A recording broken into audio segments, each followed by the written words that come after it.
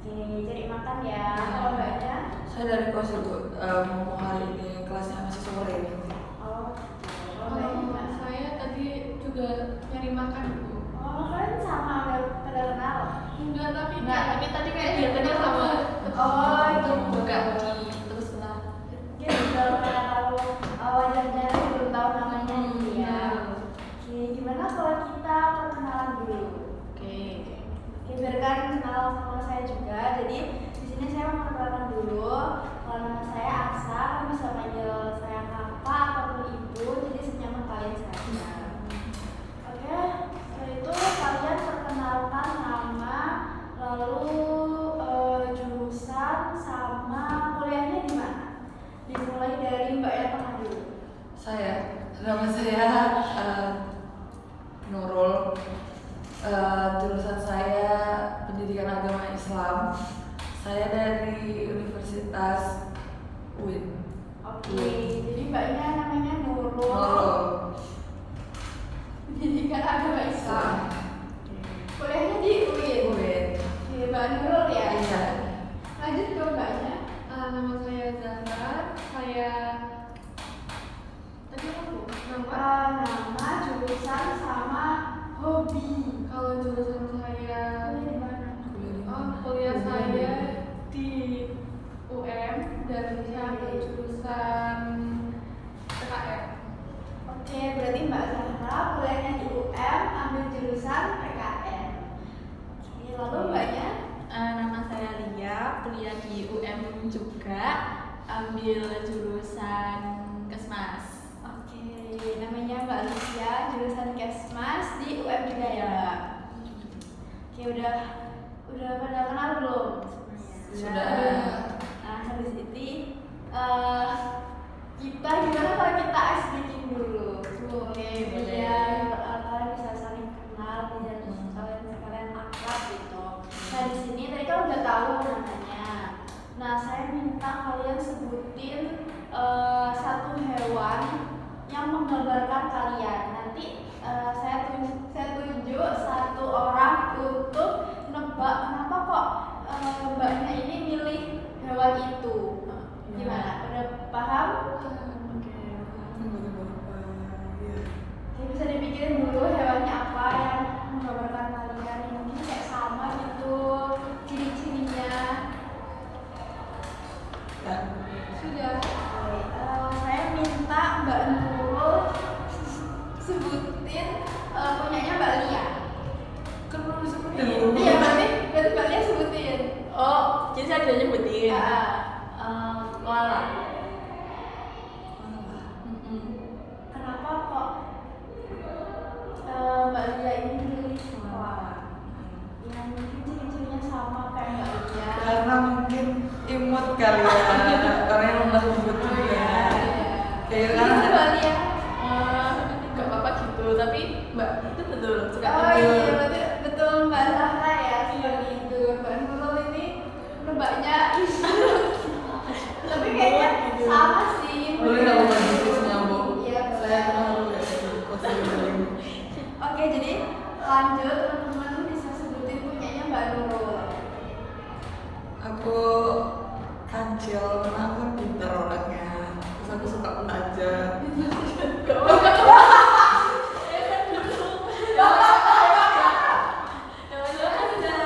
Oke, Mbak Nurul sebutkan hewannya apa? Kancil. Ya teman-teman silahkan menebak punyanya Mbak Nurul. Karena dia bijak kayak kancil. Kancil kan bijak. Dia lincah. Oke, gimana Mbak Nurul? Benar, tapi ada yang kurasi. Soalnya kan aku pintar, aku kan prestasi. Oh, gitu. Wah, mengakui ya? Iya mau apa karena kan awalnya aku tuh nggak sadar gitu loh Bu. Terus teman-teman aku bilang kayak oh pintar banget, terus aku gitu. Kayak kancil. Iya kayak kancil. Oke, Mbak Zahra gimana? Jerapah. Tinggi. Iya. Lumayan tinggi pasti ya. Itu yang paling menonjol ya. Gimana Mbak Zahra? Gimana? Bener. Oke, tepuk tangan. Pintar Bu, karena saya pintar. Iya. Ini satu terus. Iya, kalau umum juga dari sekolah dari saya nggak pernah sih juara 2 atau juara 1. Wow. Tadi Mbak Nurul jurusan Pendidikan Agama Islam. gimana Mbak kuliahnya?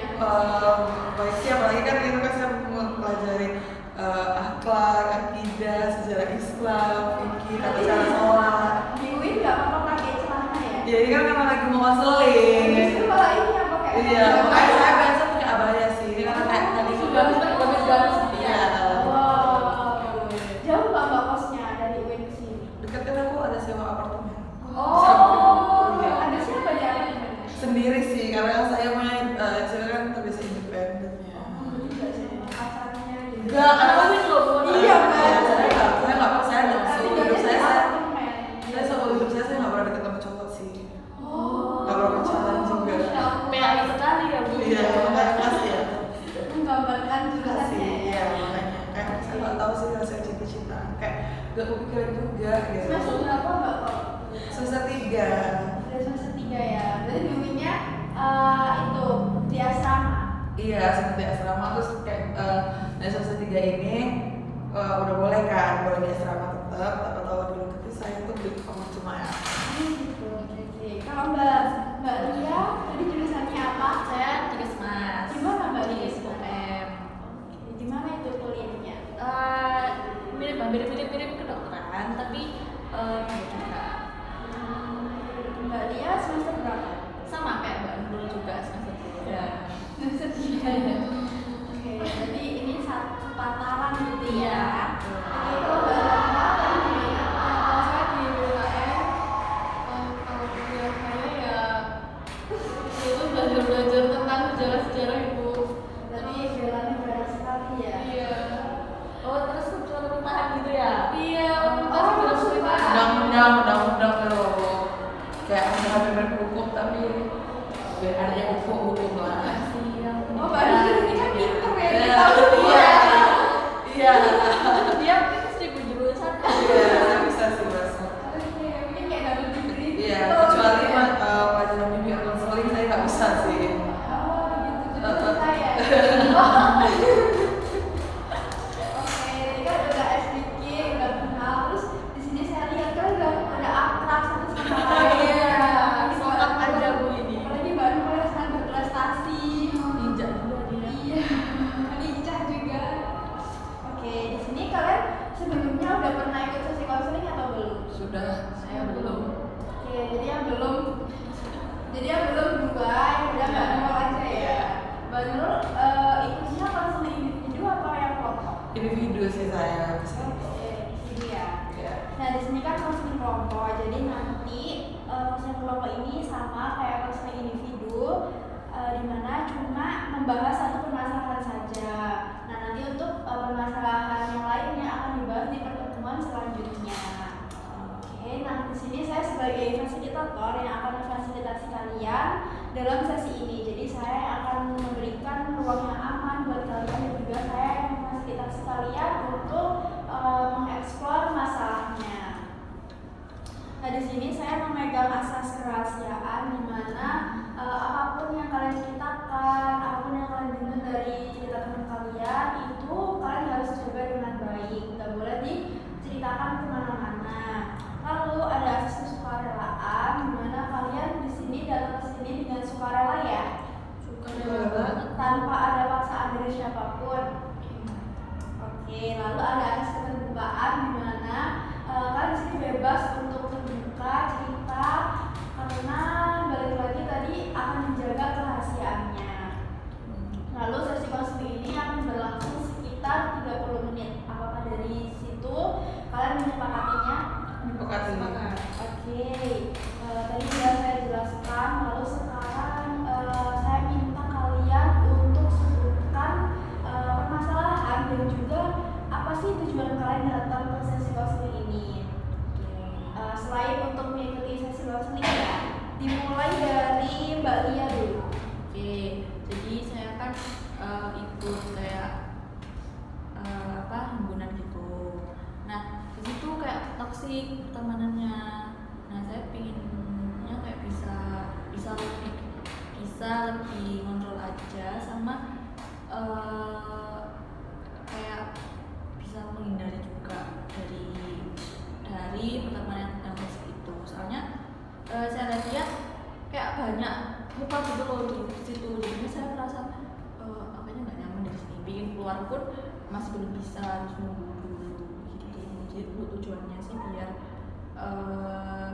mungkin dari teman-teman ada saran apa yang harus saya lakukan sama mungkin ini biar saya lega aja. Soalnya kalau sama mereka ini udah mulai toksiknya, saya kadang ini ngehindar sampai mereka ini kenapa sih kok selalu menghindar kayak gitu, padahal ya betul saya nggak nyaman sama mereka. Oke, Mbak Lia ini ikut himpunan, lalu di himpunan itu toksik dan Mbak Lia ini pengen lebih mengontrol dan juga menghindarinya karena di situ Mbak Lia merasakan nggak nyaman. Lalu tujuan dari Mbak Lia mengikuti sesi konseling ini itu mungkin dari teman-teman semuanya ada saran apa nih yang harus dilakukan Mbak Lia dan juga biar Mbak Lia tuh merasa lebih lega aja. Betul. Oke, lanjut ke Mbak Nurul. Kalau saya itu gimana ya Bu? Sebenarnya saya tuh di kuliah ini jujur punya trauma sendiri untuk punya circle lah sebenarnya. Kalau misalnya sekedar kenal sama teman itu kayaknya ya fine aja. Cuman kalau buat circle itu saya tuh kayak punya trauma yang mendalam karena dari SD bahkan sampai SMA ya yang terakhir saya itu padahal itu circle, tapi saya tuh selalu kayak gampang untuk dimusuhin. Nah, tapi memang untuk endingnya nanti kami bakal baikan. Cuman kayak fase saat saya dimusuhin itu saya memang betulan kayak betul-betul tertindas, terpojokan. Oke, kalau tujuannya bagaimana Mbak? Pengen sharing-sharing aja sih.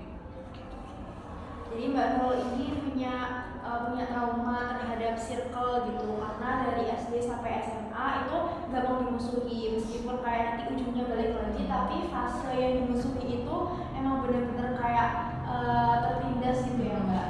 Lalu tujuan dari Mbak Nurul ini biar lebih lega aja.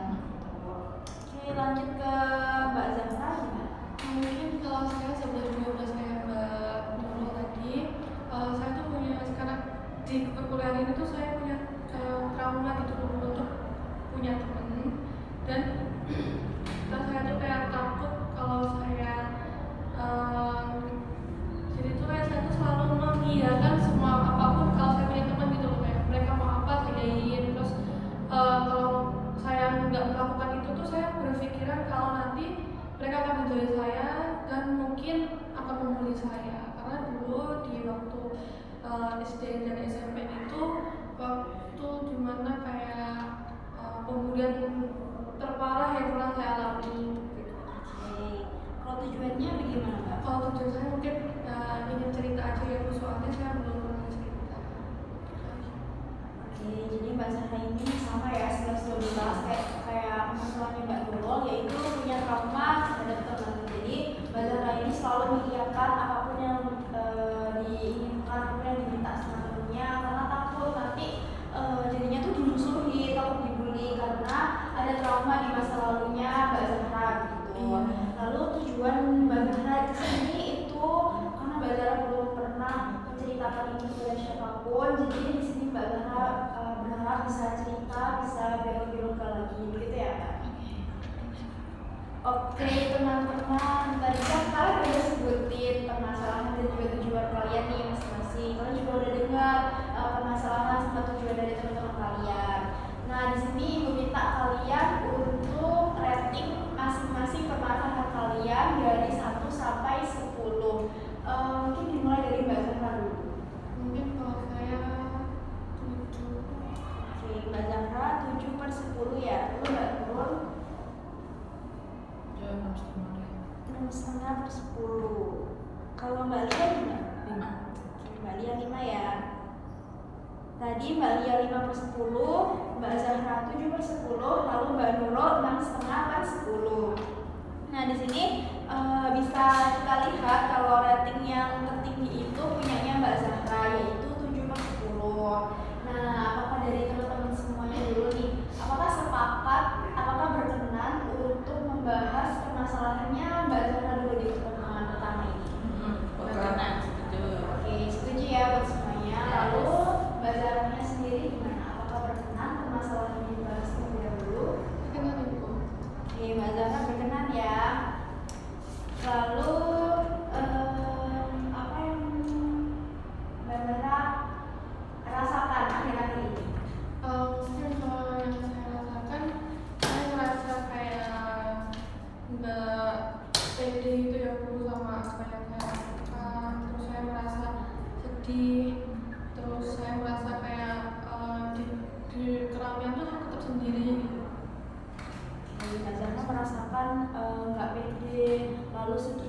meskipun di sana yang ketemu orang, tapi Mbak Zara tetap merasa sendiri ya. Oh ya, sebelumnya saya izin kepada teman-teman untuk mencatat poin-poin penting selama sidang tersebut. Nah tadi Mbak Zara kan nyebutin nggak pede tuh kayak gimana Mbak?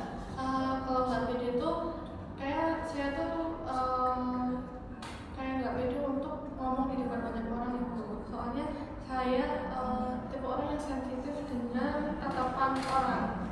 Jadi saya dari kecil udah sensitif banget sama tatapan orang. Jadi kalau misal saya merasa nih tatapan orang itu udah nggak enak ke saya jadi down. Jadi saya tuh kalau misal saya presentasi melihat tatapan orang yang nggak enak, terus saya merasa kayak jadi rendah diri gitu kayak emang aku sejelek aku ya nggak bisa presentasi gitu. Jadi di diri saya tuh kayak jadi susah buat berkembang gitu. Soalnya kayak gampang buat mikirin ibaratnya kalau omongan orang gitu. Oke, berarti Mbak Zara itu merasa nggak pede di depan teman-temannya kalau misalnya presentasi gitu. Apalagi Mbak Zara ini sensitif terhadap tatapan orang. Kalau misalnya ada orang yang melihat Mbak Zara, mungkin Mbak Zara tuh kiranya kayak Mbak Zara udah merasa rendah diri duluan gitu ya. Oke, nah Mbak Zara tadi bilang kalau sensitif terhadap tatapan orang. Apa yang dipikirin Mbak Zara ketika orang tuh lihat Mbak Zara? Oke, kalau awalnya tuh saya bisa kayak merasa sensitif sama tatapan orang tuh gara-gara dulu saya di SD itu kan sering dibully kan selama 3 tahun dan 1 angkatan. Dan itu tuh pun saya cuma kayak punya beberapa punya satu teman yang namanya Lia. Nah Lia itu kayak Lia itu kalau setiap tahu saya dibully kayak di kamar mandi masjid kayak gitu kan, terus itu kayak banyak anak-anak kakak kelas gitu ngumpul terus kayak bully, dia tuh diam-diam kayak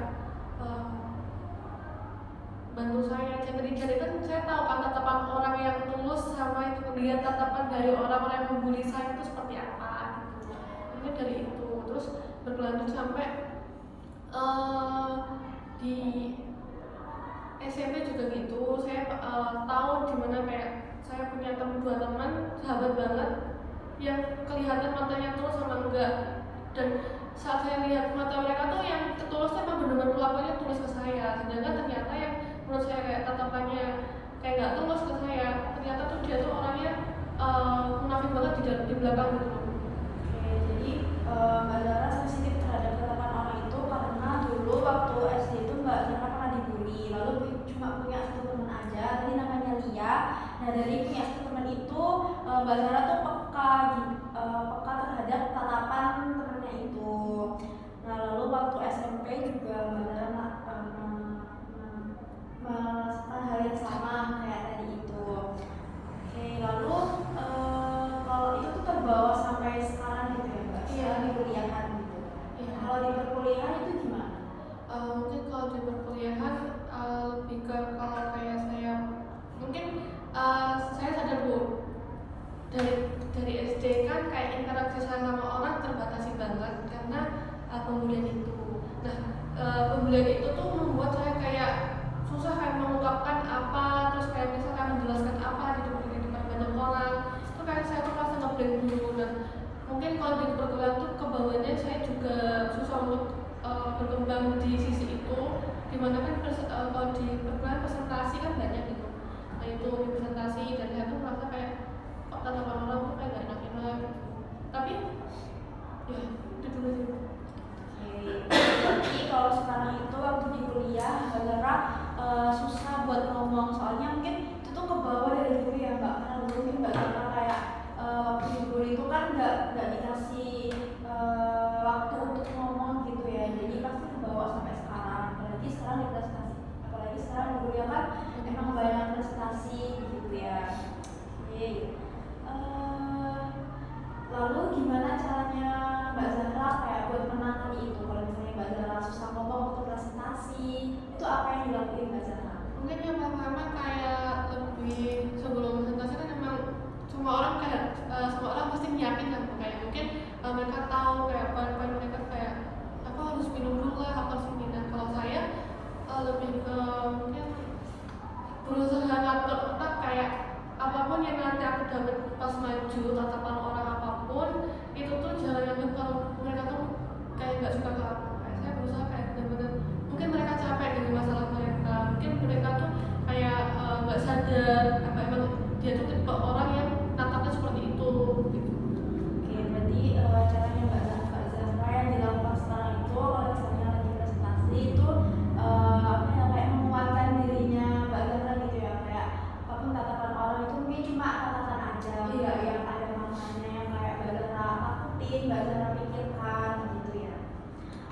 buat teman-teman nih, gimana tanggapan kalian setelah mendengarkan ceritanya Mbak Zahra tadi? Mungkin dimulai dari Mbak Lia dulu. Jadi kan itu kayak tatapan orang takut, semisal dikata orang kayak takut gitu. Nah, kalau di kuliahan itu kamu masih sering menjumpai tatapan orang sama kayak dulu? Mungkin sering, kan saya sekarang di semester 3 ya. Semenjak semester 2 dan 3 itu sering banget. Itu teman sekelas kamu atau ya orang lain aja? Dominan dari teman satu kelas, tapi di luar kelas itu juga banyak. Kalau yang teman sekelas kamu ini emang kayak ngebully kamu gitu, atau mungkin kayak kata-katain kamu, atau mungkin kayak ngomongin kamu di belakang, atau emang ya tatapannya dia aja yang kayak gitu? Lebih kayaknya tatapan dia kayak gitu aja sih. Jadinya kamu kayak bisa lihat, oh ini kayaknya anaknya nggak mungkin nggak nyaman, atau mungkin nggak pas dia kesini. Iya. Mungkin kalau saat itu tuh kayak saya tuh lebih banyak pikiran, dan terus saya melihat orang-orang tatapannya gitu, kayak jadi saya overthinking gitu loh Mbak. Jadi kayak oh gara-gara saya ya, terus kok mereka tatapannya nggak enak. Oke, tadi Mbak Lia nanya ke Mbak Zahra, itu tuh waktu di kuliah tuh masih sering terjadi atau enggak? Ternyata masih waktu di semester 2 sama 3 itu emang sering terjadi, dan juga dominan ke teman kelasnya Mbak Zahra begitu ya. Tapi Mbak Zahra ini berpikir kalau misalnya tatapan itu kayak ya udah tatapan temennya aja yang emang kayak gitu. Nah, gimana lalu gimana tanggapan dari Mbak Nur? Kalau saya sih lebih ke nanggapin aja ya, kayak kan kayaknya sifatnya itu Mbak Zahra ini suka ya akhirnya sama orang-orang yang kayak senang sama dia, gak suka sama dia gitu kan. Cuman kayak lebih ke sekarang, apalagi kan mungkin kalau misalnya itu kan di daerahnya Mbak Zahra sendiri, mungkin kalau misalnya kayak gitu mungkin overthinkingnya bisa lebih gitu. Tapi kalau misalnya di kuliah kayaknya sih itu nggak seperti apa yang mungkin 50%-nya nggak seperti apa yang Mbak Zahra katakan, karena bisa jadi kan kalau di kuliah ini kan orang baru semua ya, bahkan kayak nggak tahu hidupnya Mbak Zahra sebelumnya. Ada mungkin yang memang tatapannya kayak gitu, tapi ada mungkin yang kayak memang nggak suka juga secara apa gitu kan. Cuman kayak yaudah dianggap angin lalu aja, jangan terlalu dipikirin. Karena kalau misalnya dia nggak suka, saya juga pernah karena di posisinya Mbak Zahra, ternyata itu memang masalahnya di saya ada salah. Cuman saya juga udah berusaha memperbaiki, terus kalau misalnya dia memang nggak suka ya udah gitu, kayak berarti kita memang nggak ditakdirkan untuk sedekat itu sih. Oke, benar ya katanya Mbak Nurul tadi. Kita kan juga manusia, pasti nggak pernah luput dari salah ya. Tapi selama kita menyadari itu kesalahan, dan juga kalau kita udah mencoba untuk memperbaiki diri, Mbak Zahra tetap percaya diri aja, karena itu kan berarti itu permasalahannya itu dari sananya, bukan dari dalam dirinya Mbak Zahra. Karena Mbak Zahra udah mencoba untuk bangkit lagi, Mbak Zahra udah mencoba untuk memperbaikinya. Jadi Mbak Zahra nggak usah terlalu dipikirin apa yang orang pikirkan gitu. Oke, nah di sini saya ada teknik namanya teknik kursi kosong. Jadi nanti di sini saya sediakan kursi kosong. Lalu nanti Mbak Zahra di sini bisa berbicara kepada kursi kosong ini seolah-olah ini tuh temannya Mbak Zahra yang menatap, yang mungkin di pikirannya Mbak Zahra tuh menatap Mbak Zahra dengan kayak pikiran yang sinis dan juga kayak agak suka sama Mbak Zahra begitu. Lalu di sini Mbak Zahra menjadi Mbak Zahra yang seperti biasanya, jadi bisa dilakukan percakapan begitu ya. Apakah Mbak Zahra berkenan? Berkenan. Oke, bisa dimulai sekarang. Yang saya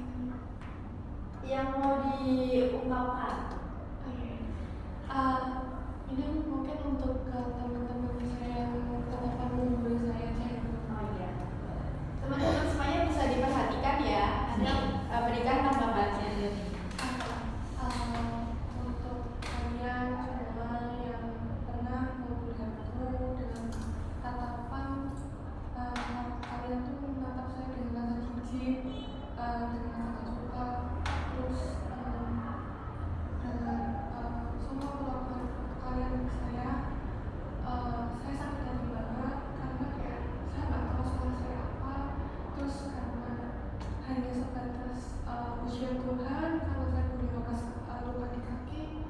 Kenapa kalian bisa merasa jijik ke saya dan itu tidak keluar, dan kenapa kalian bisa kayak ya mungkin kalau anak kecil nggak apa-apa ikut-ikutan, tapi kalau untuk pembelian jangan pernah diterusin, soalnya kalian nggak tahu imbasnya ke orang yang kalian beli apa. Oke, gimana teman-teman pandangannya buat Mbak Zara ya? Saya salah cowok. Itu Pak Jadi Mbak Zaranya emang benar banget. bisa Kayaknya waktu itu emang benar-benar sih Mbak Zara. Mbak Zara bisa apakah masih kuat untuk melanjutkannya? Masih. Oke, bisa berpindah lokasi di sini. Mbak Zara bisa membalas teman Mbak Zara tadi. Mungkin kalau buat Zara banyak kok yang mau berteman sama kamu, tapi mungkin dulu banyaknya didominasi sama kakak kelas yang nggak suka sama kamu, jadi mereka takut kalau nggak ikut ngebully kamu nanti mereka juga dibully, dan mungkin kelakuan kita terlalu berlebihan sampai membuat kamu kayak capek itu, susah itu. Sudah cukup. Berarti itu yang pengen Mbak Zara lakukan dari bentuknya Mbak Zara dulu. Gimana dari teman-teman? Apa ya aku? Mbak Lydia dulu. Mbak Nurul yang bintang ranking 1 berprestasi. Jadi Mbak Zara kayak berat banget karena kan kayaknya yang ngebully itu dari kakak kelas ya. Saya yang dimusuhin sama angkatan itu kayaknya udah stres banget. Cuma Mbak Lia tapi sudah bertahan sampai sekarang dan bisa mau memulai langkah baru yang tetap mungkin ada rasa trauma tapi tetap mau mencoba kayak di perkuliahan ini mau berusaha untuk punya teman karena kan mental kayak gitu kan pasti susah ya untuk kembali. Benar sekali ya Mbak Zara, tanya Mbak Nurul tadi. Lalu Mbak Lia apakah ada tambahan lagi? Mungkin ngasih apresiasi aja ke Mbak Zara karena udah hebat banget, udah bertahan dan mungkin waktu itu kalau anak kecil kayaknya semisal dia kalau anak kecil kayak ya kasihan juga tubuhnya, apalagi kita di cukup lama juga kan Mbak Zara, terima kasih juga ke Mbak Zara udah bertahan sampai saat ini sampai akhirnya kuliah dan bisa melawan traumanya. Iya. Oke, Mbak Zara apakah sudah cukup atau perlu ditambah lagi? Sudah cukup Ibu. Oke, bisa kembali ke Terima kasih. teman-teman dari tadi penerapan kursi kosongnya Mbak Zara itu yang ditanggapi oleh Mbak Nurul itu benar sekali ya Mbak. Kalau misal kalau itu mungkin kalau sekarang Mbak Zara mendapatkan hal kayak gitu lagi itu nggak yang sepenuhnya sama seperti apa yang Mbak Zara pikirin. Jadi mungkin itu emang kayak dari orangnya aja yang tatapannya kayak gitu. Jadi emang nggak sama kayak yang dipikirin Mbak Zara. Lalu saya juga mau mengapresiasi Mbak Zara karena udah bertahan sampai sejauh ini, udah hebat juga sampai sekarang ini. Nah karena ini waktunya udah Habis. Bikin fotonya buat minta tolong. Apa ini? Oke, cut ini. Oke, karena waktunya udah 30 menit. Apakah dari karena waktunya udah 30 menit sesuai kesepakatan awal di mana waktu kita cuma 30 menit, jadi mungkin nanti di pertemuan selanjutnya bisa dilanjutkan lagi sesi konselingnya. Lalu dari teman-teman gimana perasaannya setelah mengikuti sesi konseling hari ini? Saya Bu, saya akhirnya tahu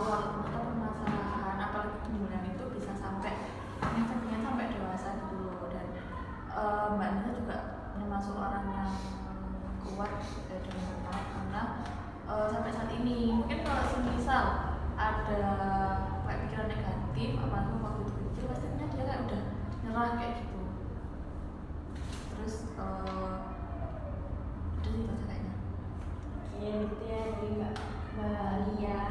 Lalu dari Mbak Nurul bagaimana? Kalau mungkin kasusnya memang kayak gitu, tapi kan saya sudah alhamdulillah nggak sampai dibully, cuman kayak ternyata ada yang lebih dari saya dan masih coba untuk kuat, keren sih. Kalau dari Mbak Zahra selaku konselor internal bagaimana? Kalau saya merasa sangat terhibur kalau teman bercerita dan saya jadi tahu kayak pandangan saya kayak di teman saya juga ngerasa lega ya, seolah-olah saya ada jawaban itu dari teman saya. Bagus sekali ya teman-teman, dan juga terima kasih kan sudah bisa kalian dapat hadir pada sesi konseling hari ini. Setelah ini kalian ada aktivitas apa? Ada, saya mau ke perpustakaan juga sama baca buku saya kan Iya, saya masih ya nanti kelas. Mau cari makan lagi nggak? Enggak sih. Kita lapar lagi. Iya. Kita gimana? Kalau saya mau ke perpustakaan Oke, baik. Teman-teman terima kasih ya udah Ya. hadir pada sesi hari ini. Kalian bisa melanjutkan aktivitasnya kembali. ya terima kasih juga ibu. Iya. Gila. Kita akan fokus ya. Langsung orang